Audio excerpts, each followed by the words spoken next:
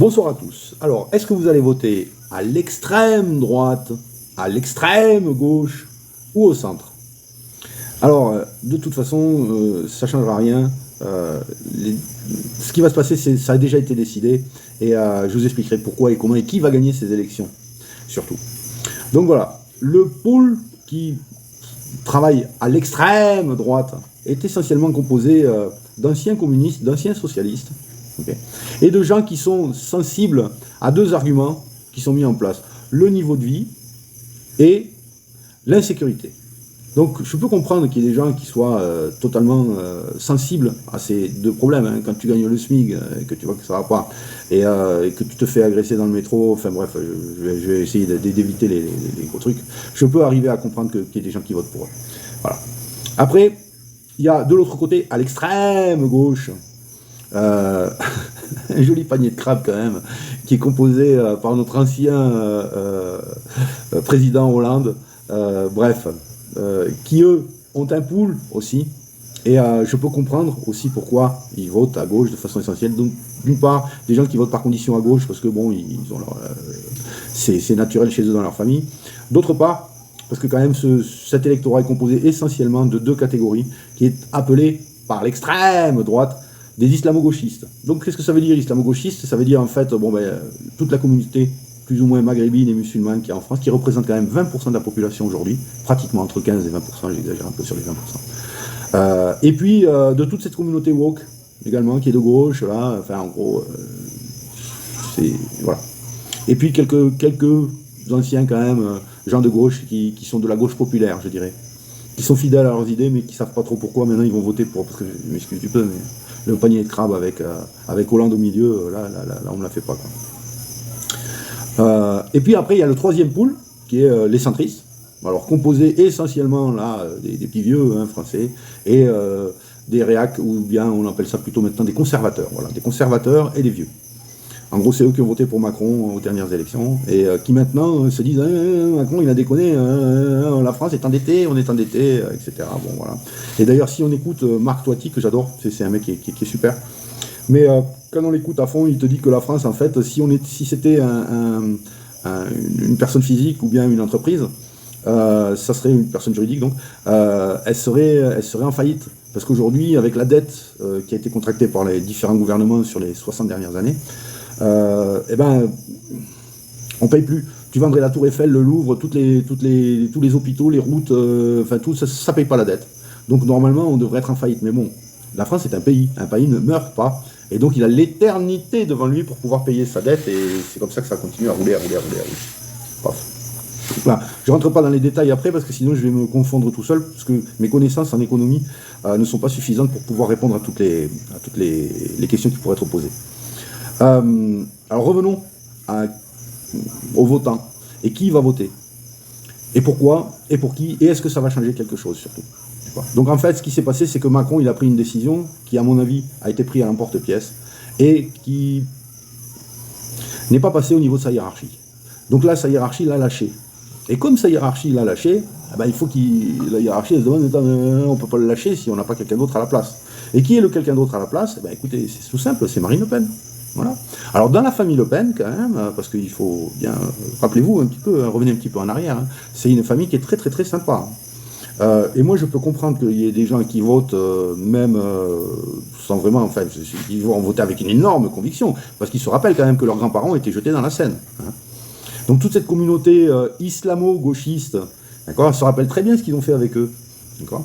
La communauté woke, elle se souvient très bien de ce que le papa Le Pen a fait. Donc c'est pas parce que sa petite fifi, maintenant, elle a dit que, soi-disant, elle se mettait un petit bandeau sur la tête, où elle était gentille avec les... Elle a même des théories communistes, presque, je veux dire. C'est le programme de Marine Le Pen, c'est un programme de gauche. Entendons-nous bien. Donc, c'est même plus... c'est insoutenable. Mais ce qui s'est passé, c'est que récemment, Marine Le Pen a fait un petit discours dans lequel elle a dit qu'elle était sioniste. Et en fait, elle a rappelé qu'elle était sioniste, elle et son papa, et sa petite nièce aussi.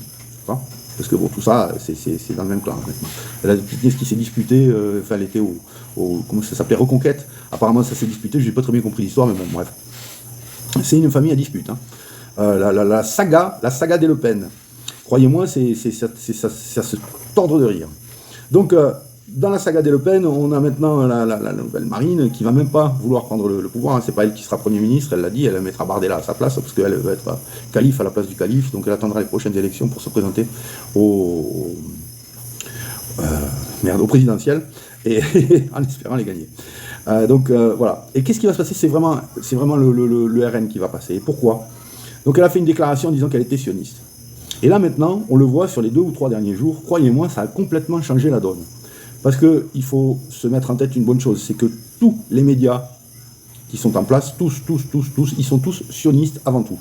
Et à la télévision, comme je le disais avant, mais bon, ça en France on ne peut pas le dire, parce que si tu dis à la télévision que 70% des présentateurs télé, ils sont soit homosexuels, soit juifs de confession, eh ben, tu pars en prison, parce que là, tu dis t'es homophobe et t'es antisémite.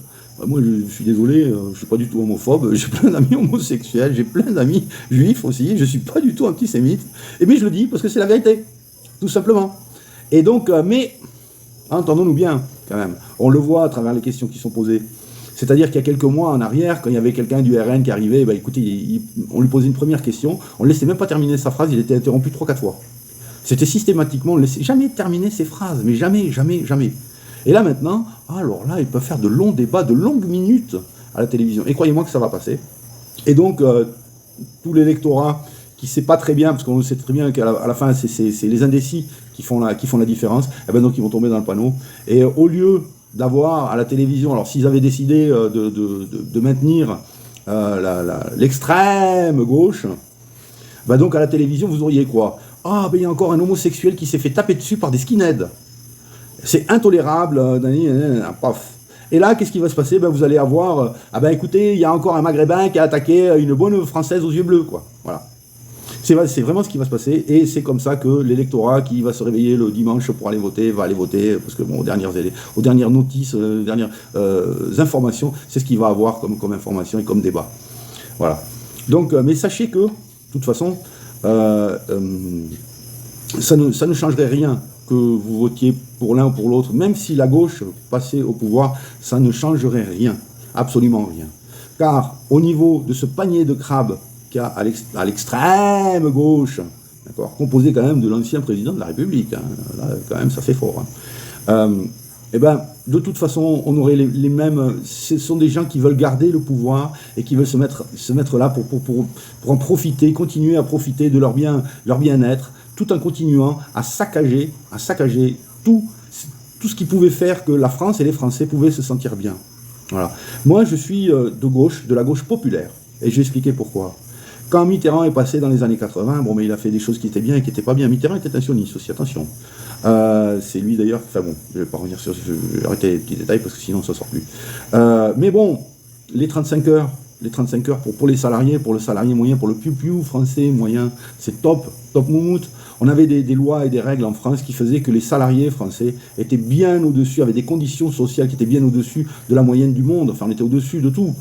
La retraite à 60 ans, les 5 semaines de congés payés, tout ça. Mais même en Europe, il y a plein de pays qui n'ont toujours pas ça.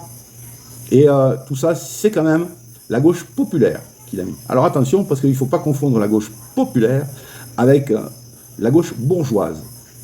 Dans la gauche bourgeoise, on va retrouver certaines personnes qui ont des tendances sexuelles particulièrement spéciales, qui vont passer leurs vacances en Thaïlande et au Maroc, hein, et qui ne sont pas là du tout pour faire augmenter le niveau de vie des petits salariés. Non. Donc voilà. Bon bref, je vais arrêter les déviances par rapport à ça, parce que quand même il y en avait pas mal.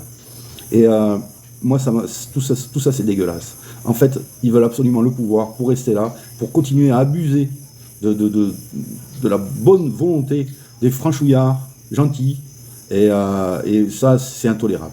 Côté extrême droite, c'est pareil, sauf qu'ils vous la font en 12D, et aujourd'hui, ils ont réussi à racoler tous les anciens communistes, certaines personnes du Parti Socialiste, etc., mais en leur agitant un petit mouchoir, là, et en leur faisant peur avec certaines choses, c'est aussi dégueulasse, franchement, c'est monstrueux.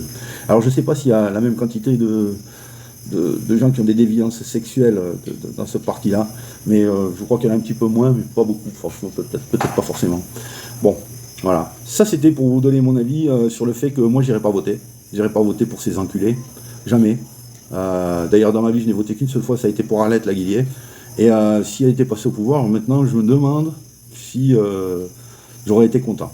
Donc, j'ai voté qu'une seule fois, et c'était au premier tour, et pas au deuxième. Voilà. Alors, à bon entendeur, salut.